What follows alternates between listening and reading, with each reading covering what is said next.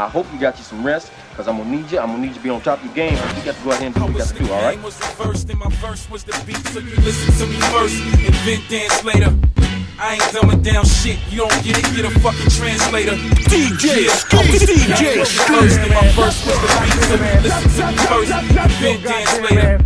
I ain't dumbing down shit. You don't get it, get a fucking translator, bitch. It's about time I ignite. I'm D4 and you're on Napoleon Dynamite. Never before or in your afterlife. Will you see a nigga this nice? Only second to Christ. A Buddha, a Sheba, whichever faith you are, believer. Bless the damn, you can be either. Scram, I'm your Sammy Tam with the heater. I clap, twist your cap like a 2-liter. Yo, what's up, everybody? Welcome to another episode of the Mack Lessons Radio Show. I'm your host, Mr. Tariq King Flex Nasheed. In the booth like Bill and Ted, nigga. Glad to have everybody back tuning into the show. Ain't it evident? No security. We're broadcasting live from Los Scandalous, California. And I'm glad to have everybody tuning back in. I haven't been on the air since like last week. I want to thank everybody for getting the Mack Lessons in Brazil show. A lot of folks got the show. I love it. I'd like to thank everybody for doing that. Let's see who's on the phone. Who's on the phone? It's Chris from London. Hey, what's up, Chris? What's on your mind, player? Yo, I'm about to hit Miami this Friday. You about to hit up Miami Friday? Yeah, man. I'm only 19 years old, so, I don't know if I'll be in clubs, but I heard it's spring break, and there's a lot of, villages down there. I'm hitting South Beach. Yes. Is that your first time going to South Beach? My first time in the States. Oh, shit. Okay. And, yeah. Now, you're a black Englishman? Yeah, man. I'm a young black man. Okay. Caribbean. Okay, so that accent is going to kill them. The ladies are going to like that accent, man. So utilize that accent all day. Hopefully. Yeah. Utilize that accent. Now, you're going to have to become familiar with some of the customs here. Now, you're going to be spitting at the sisters or the white girls. Which one do you prefer? The sisters, but I heard it's like 75% Hispanic population out there or something. Yeah. So, you gotta become familiar with some terms, or with some of the custom of the sisters. You got to get familiar with number 2 Yaki weaves, okay. Less jam hair gel. Yeah. Acrylics on the toenails. Okay. You become familiar with the term baby daddies. I'm already familiar with a few terms, Okay, because I've been out there to Europe. They don't have all that in Europe. It's a different kind of sisters out there, but you're going to have to deal with some rainbow-colored weaves. You're going to have to deal with some... So, you'd be surprised how alike the UK and US are. I think a lot of people get confused. Like, London, there's a big influence from the US. Oh, really? Over here. Yeah, you'll get, pink and turquoise weaves and whatnot here. Oh, they be doing that shit out there too? In England? Yo, you'd be surprised. There's a lot of stereotypical. You think we all have red telephone boxes and drink tea at all times in the day, and then it's not like that. That's crazy, bro. That's crazy. But I hope you have a good time down in South Beach, man. Be careful down there. No problem. All right, man. Thanks for the call, player. Let me turn my music back up. Shit. Hold on 1 second. But anyway, I'm glad everybody tuned back into the show. And again, like I was saying earlier, I want to thank everybody for getting the Mack Lessons in Brazil show. The phones are lighting up right now. Who's calling? Hey, what up, man? It's your boy Chris from ATL, man. Hey, what's going on, Chris? What's on your mind today, player? Hey, man, Tariq, man. I just calling really to thank you, man, for everything you've been spitting, all that true game and everything. I got a suggestion, though. Yes, sir. You should go ahead and cover for the brothers in Atlanta how to holler at celebrity women, man. I got my first celeb the other day, man, with strength of keeping it real, Oh, did you spit at her? Did you go out with her? What happened? Without saying the name. Today, man. And it was for real on the strength of everything you was talking about, just pretty much keeping it real with her, Absolutely. Now, how big of a celebrity is she, without naming her name? I mean, she's a former child star and everything. She was a big child star. Do a lot of Lifetime movies now. She's I know you're talking. Real big in the A. Okay, I know exactly who you're talking about, but for sure, that's you put it down. Yeah, she's mad cool though. For sure, you put it down real gangster on her. That's cool. Cool. Yeah, man. It ain't gonna be nothing too serious, you know what I'm saying? I'm trying to go straight at it, but, you know what I mean? Just let you know you're doing good for the brothers out there, homie. For sure, man. Good looking out. Thanks for the call, player. Yeah, I was at a show a while ago giving guys advice on how to spit at celebrity women. It's pretty easy. Celebrity women are real cool to spit at. But anyway, today's show is brought to you by MackLessons.com. That's where you can get the Mack Lessons DVD. And again, I'd like to thank everybody for getting the Mack Lessons in Brazil show. I want to apologize because I sent the show out late that day. On March 1st, I was supposed to send it out early in the morning.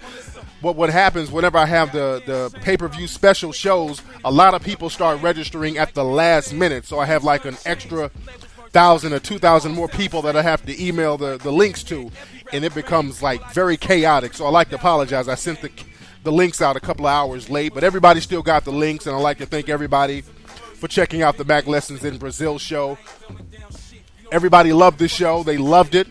I had a couple of cats email me like, man, fuck this shit. They like mad. They get that anger that you get when you go down there. They ain't even been down there yet, and they still got that anger. Because after you see the footage or after you go down there, you be like, man, what am I doing here? Because I showed cats, man, without any exaggeration, how I interact with those women down there. You know, a lot of the guys that go out of town or they go down to Brazil, and they'll just take pictures and be like, hey, look at me with this chick. I showed cats how I interacted with the women there. I showed some of the females back at the hotel room kicking it with me and all that shit, and brothers was like wide open on that. So I got a lot of brothers saying they're getting their passports together now. And like I said, I'm probably going back down there this summer. I'm taking a whole crew of people with me. But I digress. Don't forget, everybody, MackLessons.com. You can still get the Mack Lessons DVD, so go check that out. Now, we got that out the way, so let's chop up some good game. Now, today I want to talk about 80s babies. I want to talk about a lot of cats, a lot of people, women in particular, people in general, but women in particular, who were born in the 80s. And the reason I want to talk about this is because a lot of our younger people these days, and I feel like I'm getting older because there's like a disconnect with me understanding today's youth. You know how older people be like, oh, I can't understand the kids of today. I must be getting older because I feel that way now. A lot of younger people have lost their goddamn minds. I'm officially an old man because I think these little motherfuckers are crazy. I mean, really, I've been looking at the news and just soaking in a lot of shit the last couple of weeks and interacting with people. And today's youth are just fucking insane, especially inner city youths. A lot of people are complaining about the rap game. That shit has gone downhill. Everybody's talking about the whole hip hop is dead thing. The shit that happened up at All-Star Weekend, that's still on everybody's minds, how these niggas have lost their minds. As I'm in the studio now looking at the television, there's a high-speed chase here in LA. There's some nigga driving around acting crazy as we speak right now. Today's youth have lost their minds. But going back to the rap game, I was a hip-hop fanatic as a kid, man, and I loved hip-hop. I grew up in that golden era when the lyrical content was just super up to par. You had to be just very thorough to even be in the game. So when you come from that era and you compare the music now to that, there's no comparison. And I know that music changed, but in order to compete in today's rap market, you really have to dumb yourself down. People are talking about this song called This Is Why I'm Hot, the number one song in the country from a guy in New York. And you can tell that the guy had to dumb his style down, but he got a hit record. I heard a song at the club the other day by DJ Quick. It had a kind of a snap music vibe to it. And I like DJ Quick is one of my favorite artists, and I was kind of saddened by that, but I understand where he's coming from because DJ Quick is a musical genius. And he had to dumb his style down and water his sound down in order to compete in today's market. You can't come extra correct and you can't come with no real heat. You go over everybody's head in today's hip hop market, unfortunately.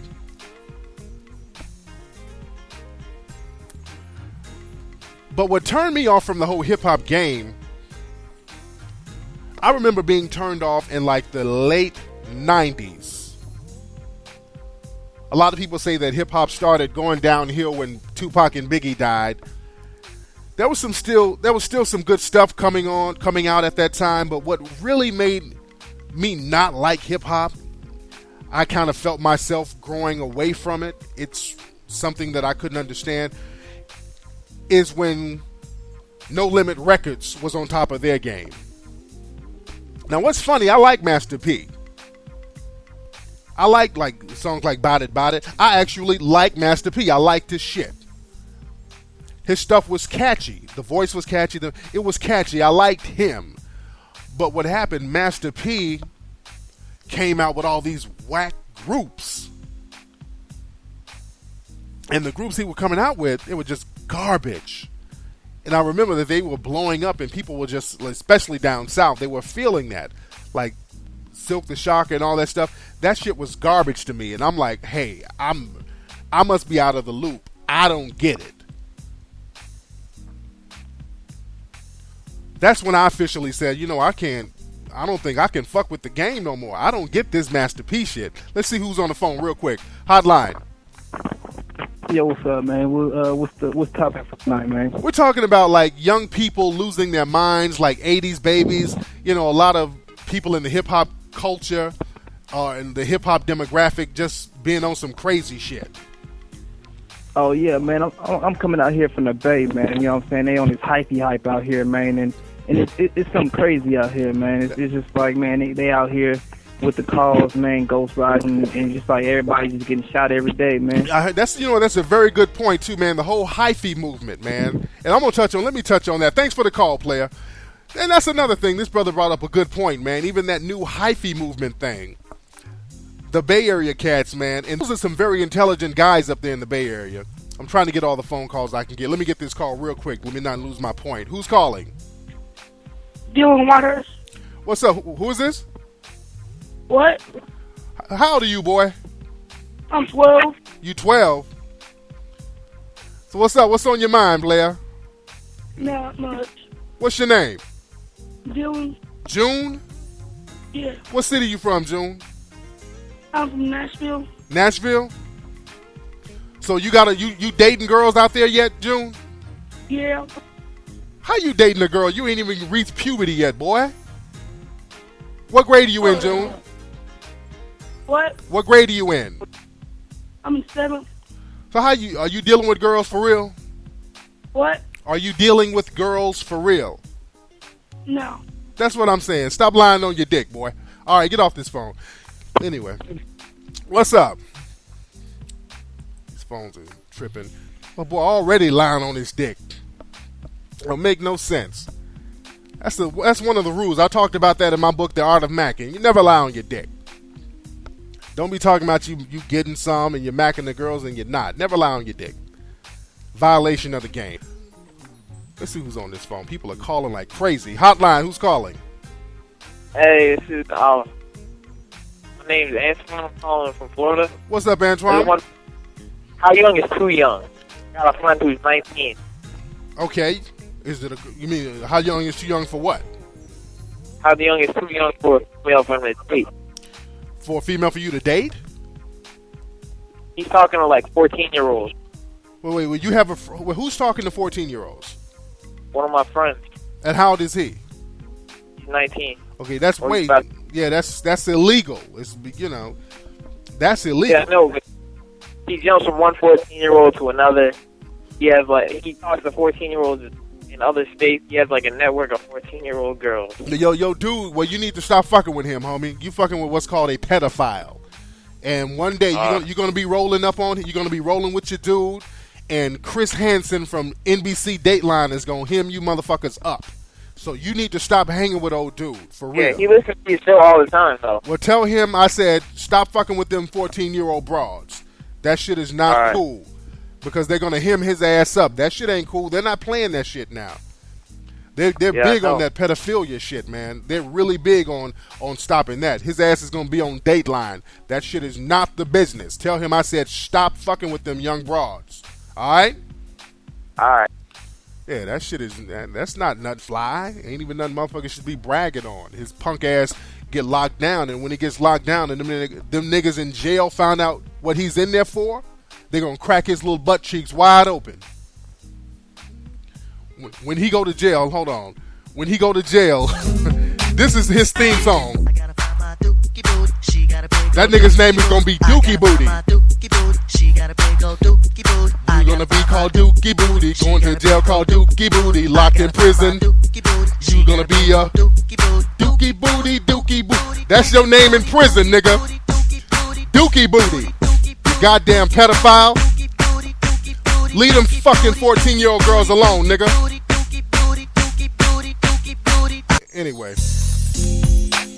Leave them 14-year-old girls alone. That's not the business.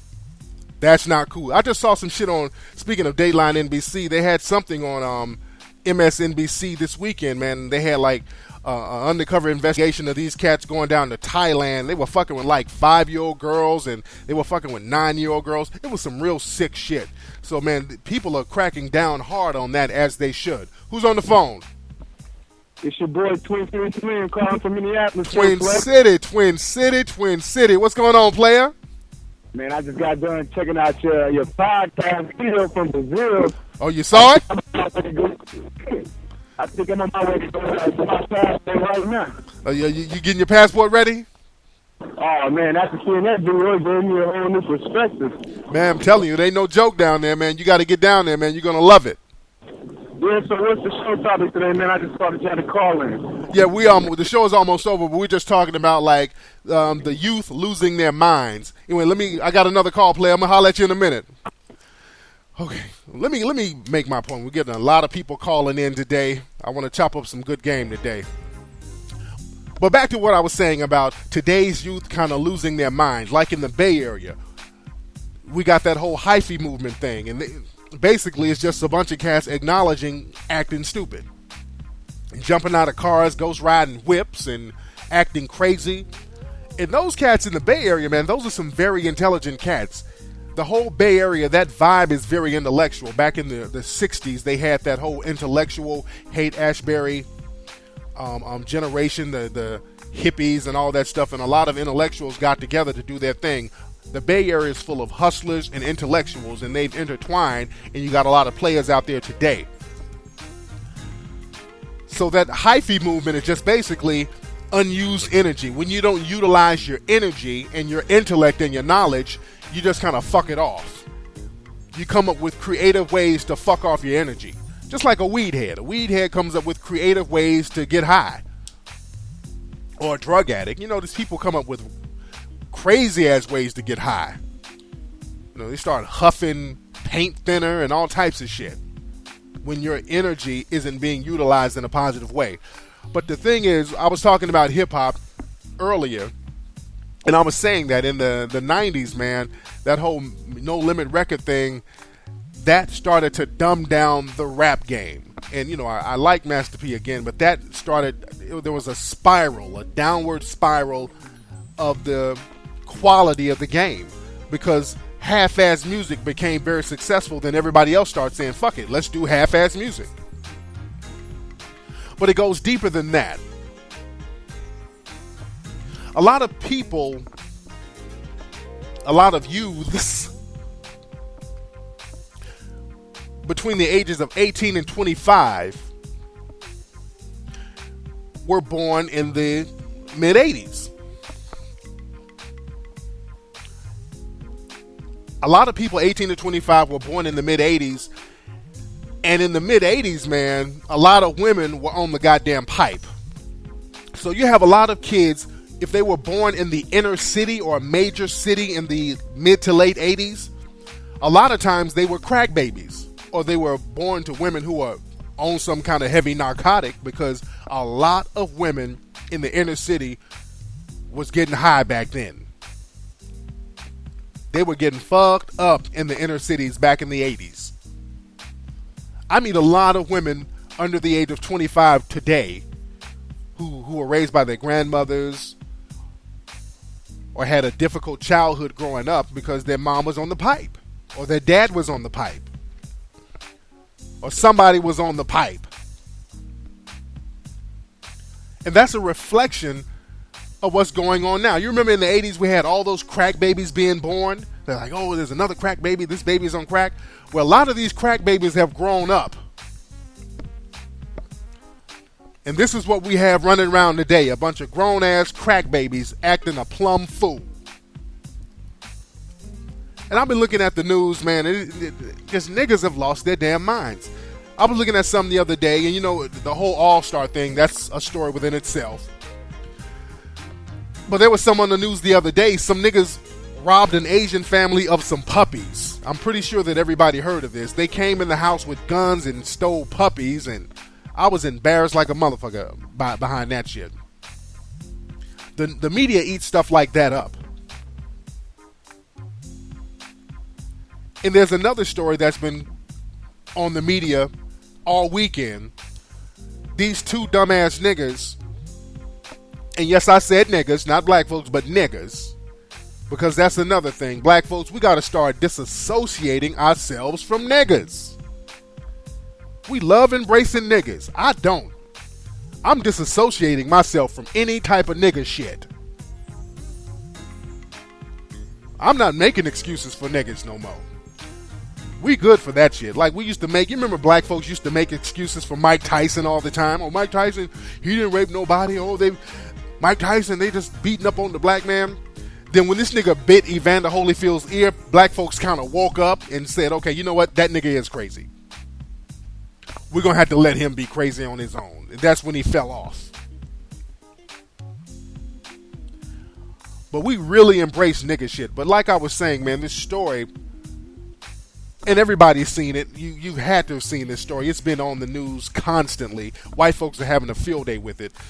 These two 18-year-old niggas was giving blunts to a 3 and a 5-year-old.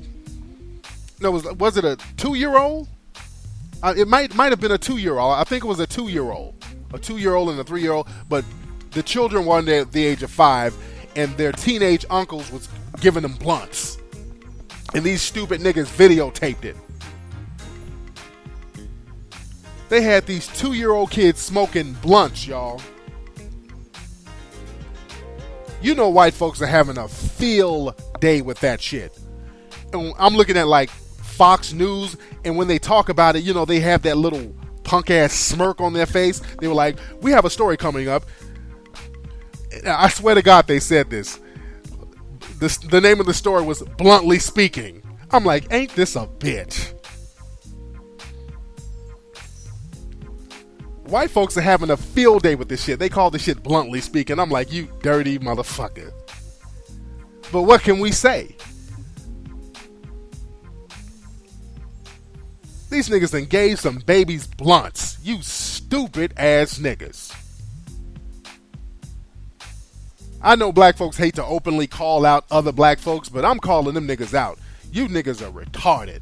That's crack baby shit. Those are the crack babies from the 80s. And they're going to throw the book at them niggas. They done took the kids, and I know they had the child's mother on the news. She looks like she's about 17 her damn self. And she's whining that they done took her kids. Social services done took the kids, which they should have.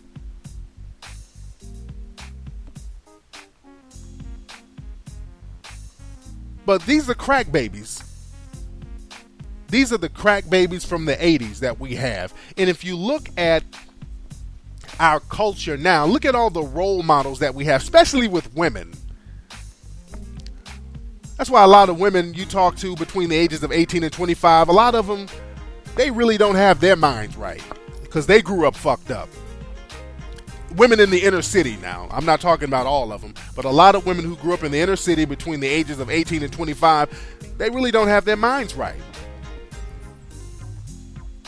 They got a lot of issues going on because somebody was on the pipe in many cases. Not every case, but in many cases. And if you look at the role models we have today for women, you know, back in the day you had the Supremes, you had, you know, Diana Ross, Aretha Franklin. You had like upscale women, classy women. Even in the white community, you had Barbara Streisand. You had very classy women. Look at the female role models that's out there now. The females have lost their damn minds. The females under the age of 25, like Britney Spears. That bitch is crazy as cat shit right now. She done shaved her head. She's walking around beating motherfuckers with umbrellas, went into rehab over and over again. And the list goes on and on. You have Paris Hilton with her skank ass. Tara Reid. Drunk ass Tara Reid. You got drunk ass Lindsay Lohan. And even with black females like Foxy Brown. Foxy Brown lost her mind. She's in the news all the time. That woman ain't had a record in 10 years. But she stays in the news for doing crazy shit. Fighting, spitting.